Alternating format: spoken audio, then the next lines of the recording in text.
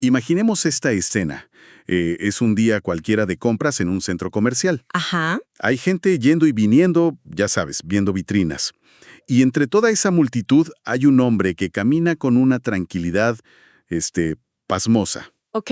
En una mano lleva una botella de 1 litro de leche y va bebiendo de ella directamente a grandes tragos. Bueno, un poco raro, pero hasta ahí digamos que no pasa nada grave. Exacto. Pero en la otra mano sostiene un par de correas para perros. Mm, Solo que en el otro extremo de las correas no hay perros. Hay mujeres caminando a su lado usando collares. wow. Sí. Y uno de esos collares es de color rosa intenso, brilla en la oscuridad y, por algún motivo que no entiendo, se alimenta por conexión USB. Es una imagen súper bizarra. Totalmente. Y mientras los empleados de las tiendas y la gente que pasa se quedan ahí paralizados, intentando procesar todo esto y fingiendo desesperadamente que la situación es normal, la mente de este hombre está a kilómetros de esa tensión social. No le importa en lo más mínimo. Cero. O sea, no está pensando en el caos visual que está causando. Está profunda y absolutamente inmerso en la arquitectura fundamental de los servidores web. Es una locura de contraste. Y de hecho, es una imagen que fractura por completo la realidad del observador. Y es precisamente así como arranca nuestra inmersión profunda de hoy. Sí, porque el material que vamos a analizar hoy viene de una entrada de blog bastante peculiar, ¿no? Muy peculiar. Se publicó en 2019 en un sitio llamado Trilema. El autor es Mircea Popescu y el texto se titula simplemente So I Was Thinking, o sea, entonces estaba pensando. Un título súper casual para algo tan denso. Exacto. Y nuestra misión hoy, para quienes nos escuchen, es, digamos, desarticular este documento, porque plantea una dicotomía fascinante. O sea, ¿cómo es que una narrativa de estilo de vida llevada al extremo absoluto de la provocación funciona como preámbulo para un debate técnico feroz? Un debate sobre la infraestructura que literalmente mantiene vivo a Internet. Sí. Vamos a explorar este argumento central que tiene Popescu sobre la inevitabilidad de ciertas herramientas de software y el inmenso costo oculto que impone la vanidad tecnológica. Y para llegar a ese núcleo técnico, la verdad es que no podemos ignorar la estructura narrativa del inicio, porque el día que él relata, antes de siquiera llegar a ese centro comercial, marca el compás de todo su argumento. Es igual caótico, sí. Claro, empieza hablando de que está calibrando el sistema de transmisión de un auto al que, por cierto, llama Florimund. Le pone nombre al carro. Sí, y describe un proceso rarísimo con luces estroboscópicas apuntando a las ruedas en horas de la madrugada. Todo muy normal, claro. Pues sí, y luego cuenta un viaje a una casa anónima sin letreros por ningún lado para encontrarse con un individuo que desarma un contacto eléctrico ahí mismo, en la pared, para copiar una llave electrónica. Un ambiente súper clandestino. Exacto.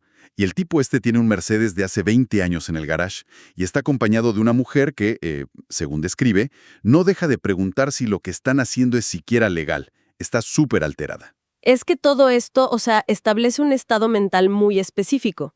Es una operación completamente al margen de cualquier protocolo social establecido.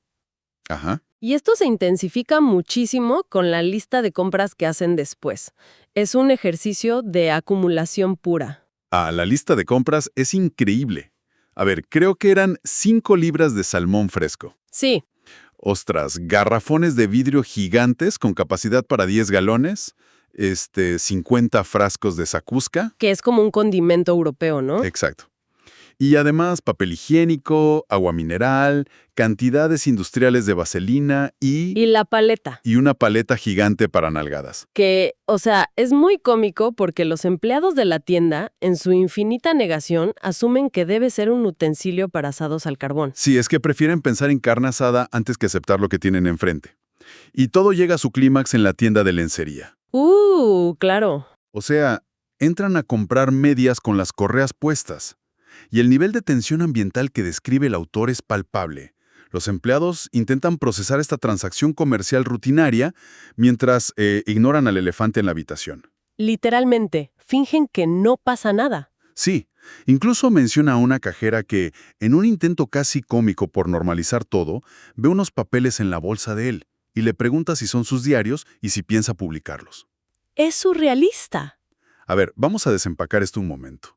Porque a primera vista, la verdad, parece un ejercicio de puro egocentrismo. O sea, es como leer las memorias de un villano de James Bond. Totalmente de acuerdo.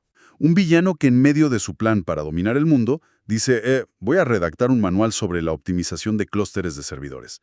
¿Cuál es el propósito real de construir este escudo de excentricidad antes de hablar de tecnología pura? Pues mira, yo estoy convencida de que cumple una función retórica súper brillante. Muy agresiva, pero brillante. Al documentar este rechazo tan extremo a la convención social, Popescu está filtrando a su audiencia. O sea, está diciendo, si no soportas leer esto, no estás listo para lo que sigue. Exacto. Establece sus credenciales ontológicas. Básicamente nos dice, a ver, si soy inmune a la inmensa presión psicológica de una sociedad entera en un espacio público, Imaginen lo poco que me importan las modas de Silicon Valley. eso es. Garantiza que su análisis técnico no está contaminado por lo que es popular o lo que se considera moderno en la industria del software. Su disidencia social valida su disidencia técnica. Y aquí es donde se pone realmente interesante la inversión profunda. Porque una vez que deja claro que no tiene filtros, entra de lleno a su tesis técnica. Y su postura es súper radical. Sí, no se anda con rodeos. Él dice que la web, en su forma más pura, va a seguir operando sobre el protocolo HTTP y que la única forma estructuralmente sana de servirlo es utilizando la pila LAMP inalterada. Linux, Apache, MySQL y PHP. Exacto. Su desprecio por cualquier cosa que se salga de ese grupo es absoluto, ¿verdad? Absoluto, sí. Pero está fundamentado en la mecánica operativa del protocolo.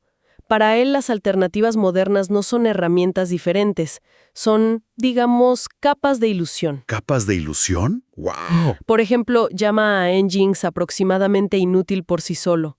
Califica a entornos como Flask de cómicamente malos. ¡Qué duro! Pero la crítica que a mí me parece más reveladora es la que hace contra lenguajes que son académicamente muy elegantes, como Lisp. ¿Por qué ataca a Lisp? Porque argumenta que el Lisp es un desastre para el string monging.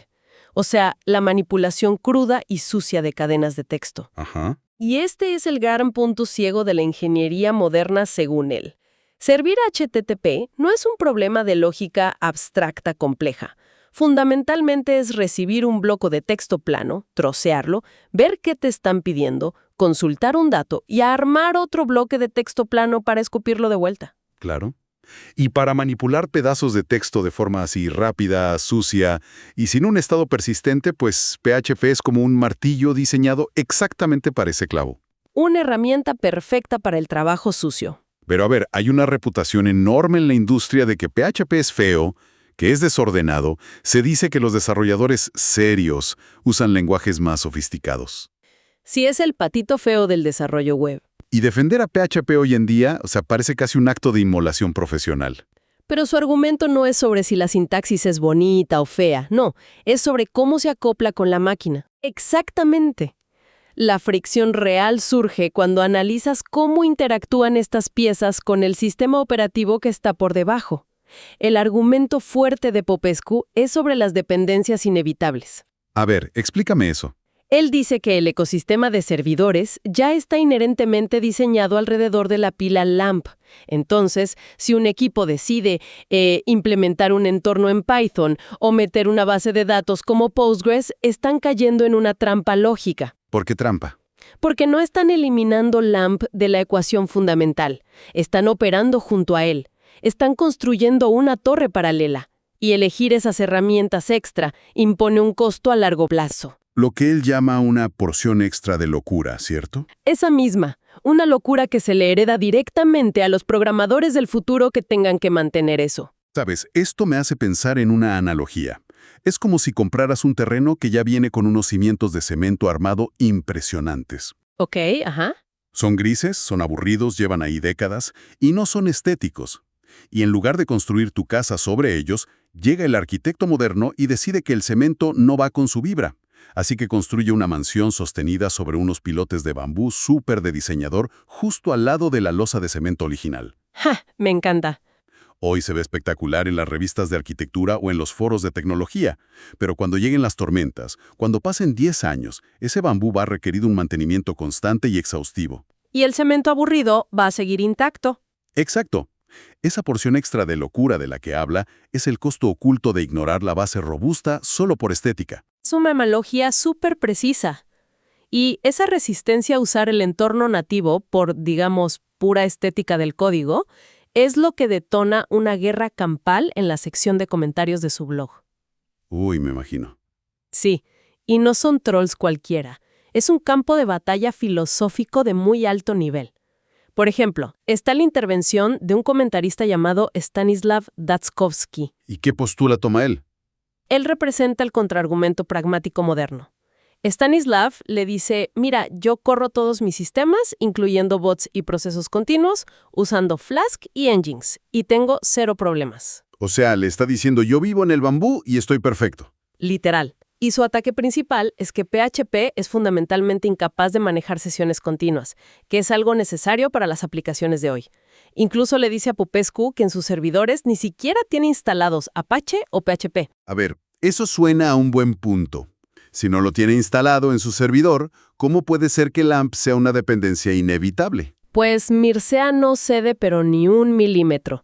Y su respuesta, te digo, es una de las metáforas más violentas de todo el texto. A ver, Le responde que proponer soluciones como Flask solo porque te gusta más Python es equivalente a organizar una expedición a la montaña en camionetas 4x4 ajá. y que de repente a alguien se le ocurra que la mejor forma de llegar es comprar un caballo, amarrarlo a la defensa delantera de la camioneta y obligar al caballo a arrastrar el vehículo cuesta arriba. Qué salvaje. Es brutal, pero la metáfora ilustra la mecánica de la fricción tecnológica. La camioneta representa el sistema operativo robusto, ¿no? Que ya está diseñado para administrar memoria, procesos, concurrencia. Claro. Y el caballo representa ese proceso que fuerzas a correr en segundo plano, lo que se llama deamonizar, que requieren entornos como Flask. O sea, estás usando Flask para crear un proceso que se queda en memoria tratando de manejar un protocolo que por diseño ni siquiera tiene estado, como es HTTP. Exactamente, es una capa externa sudando la gota gorda para hacer el trabajo que el sistema operativo y el servidor web como Apache ya hacen de forma nativa e infinitamente más eficiente. Básicamente gastas una cantidad absurda de energía, ciclos de CPU y RAM, manteniendo vivo a ese pobre caballo, en lugar de simplemente girar la llave y encender el motor de la 4x4. Totalmente. Entonces, a nivel estructural, ¿qué significa todo esto? Porque siento que el debate escala rápido de discutir qué herramienta es mejor a una cuestión casi, no sé, metafísica sobre la ontología del software. Se vuelve muy profundo. Es el debate de qué es el sistema contra qué hace el sistema. Exacto. Porque Stanislav dice, llevo 20 años administrando Linux sin tocar PHP, empíricamente te demuestro que no están casados. Y ahí es donde Popescu lanza su argumento ontológico definitivo, la analogía del generador. Cuéntame de esa. Él explica que, tú puedes tomar un automóvil, conectarle cables a la batería y usarlo como un generador eléctrico ininterrumpidamente durante 20 años. Ok, sí, supongo que funcionaría. Funciona. Pero hacer eso no transforma la ontología del objeto. O sea, no deja de ser un automóvil, sigue siendo un coche. Tiene sentido.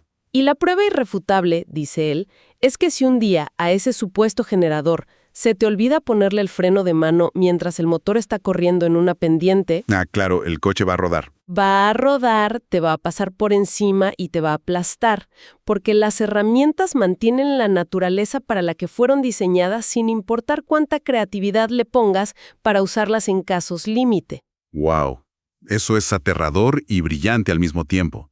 Significa que ignorar el diseño base de una herramienta es como caminar por un campo minado asumiendo que es un jardín. Completamente. Popescu de verdad profundiza en la anatomía de estos sistemas. Él señala que un servidor web como Apache no es solo un programa X que se queda ahí escuchando un puerto. Ajá. Tiene lo que él llama un agujero con forma de base de datos. Un agujero con forma de base de datos. Así lo describe. Su arquitectura interna, la manera en que crea los hilos de ejecución, cómo maneja los permisos, los archivos. Todo está moldeado y diseñado para enrutar una petición hacia un motor de scripting que se conecte a un almacenamiento estructurado. O sea, ese hueco está cincelado en el ADN mismo de la herramienta. Exacto. Tú puedes elegir no usar PHP o puedes intentar rellenar ese hueco con otra cosa con cinta adhesiva. Pero la estructura subyacente de Linux asume que ese ciclo de vida específico es el que va a ocurrir.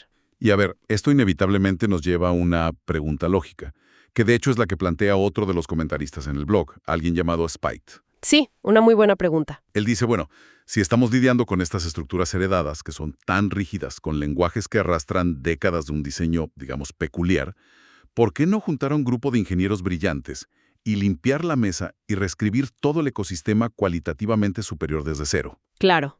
Un mundo sin agujeros con forma de base de datos y sin caballos jalando camionetas. Exacto, la fantasía del borrón y cuenta nueva. Es la fantasía de la reescritura total. Pero la respuesta de Popescu a esto es un golpe de realismo biológico tremendo. ¿Qué le contesta? Afirma, así, categóricamente, que el ecosistema actual que sostiene Internet nunca fue escrito. No hubo un diseño maestro, evolucionó. Y lo compara con un organismo desarrollándose en un pantano primordial. Un pantano. Sí. Dice que la pila LAMP, con todas sus imperfecciones estéticas, no sobrevivió por ser elegante o por tener métricas de código limpio. Sobrevivió porque es la rana que mejor se adaptó para respirar en un ecosistema lleno de barro, condiciones extremas y redes fallando a cada segundo.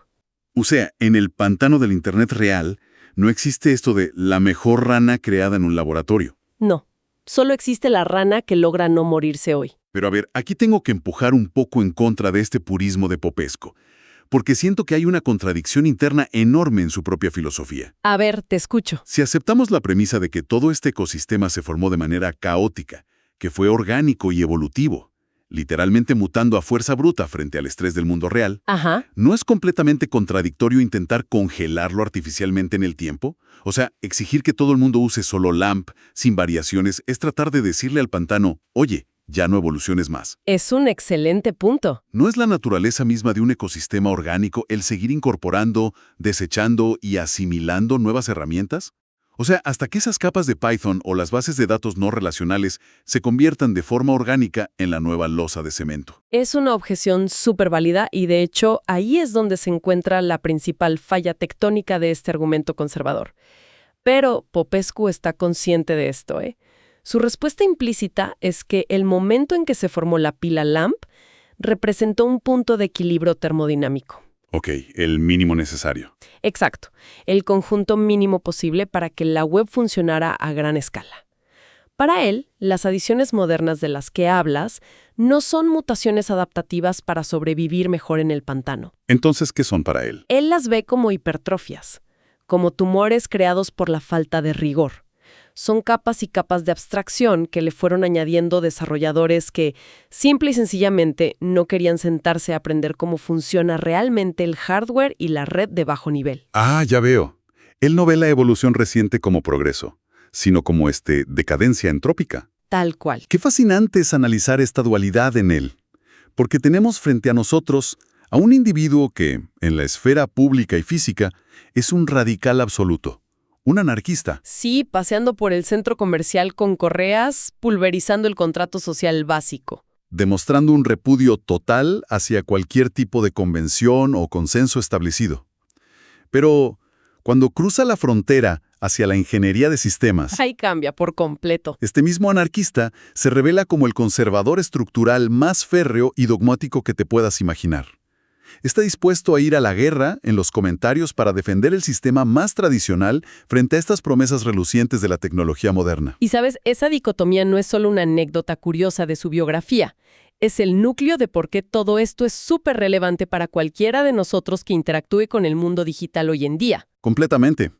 Porque hay una guerra filosófica invisible ocurriendo bajo la superficie de tu celular y tu computadora todos los días. Sí, cuando el portal del gobierno colapsa justo el día que tienes que pagar impuestos. O cuando la app del banco se queda cargando en un bucle infinito en medio de un pago importante. O cuando una startup sale a decir que su nuevo framework va a revolucionar la industria para siempre. Lo que realmente está en juego detrás de escena es exactamente este debate. Es la tensión constante, ¿no? Entre la estabilidad comprobada a través de décadas de desgaste puro y duro y esta acumulación descontrolada de complejidad que añadimos solo por conveniencia. O por vanidad técnica. No estamos hablando de si una línea de código se ve más bonita que otra. Estamos hablando de la herencia de locura estructural que una generación entera de ingenieros le condena a resolver a la siguiente. La porción extra de locura, Definitivamente nos obliga a confrontar la tremenda fragilidad de nuestra infraestructura moderna. Totalmente. Si lo piensas, los cimientos del mundo de hoy, los sistemas que manejan desde, no sé, la logística de los alimentos del supermercado hasta los mercados financieros globales, si operan realmente como este ecosistema biológico de fango que describía Papiscu. Donde las piezas de software solo sobreviven a fuerza bruta en el lodo. Exacto, en lugar de ser un diseño inteligente y pulido. Entonces, ¿hasta qué punto nuestras decisiones de implementar la tecnología más nueva y brillante son solo una ilusión psicológica de que tenemos el control? ¡Wow! Tal vez, y solo tal vez, estamos intentando ponerle un collar luminoso y una correa USB a un pantano enorme que obedece a reglas de gravedad técnica que simplemente no podemos alterar por puro capricho estético. Es un pensamiento bastante pesado, ¿eh? Algo para masticar la próxima vez que veamos un anuncio vendiéndonos el futuro de la nube. Totalmente. Una inmersión profunda que, sin duda, cambia la forma en que ves el Internet. Definitivamente.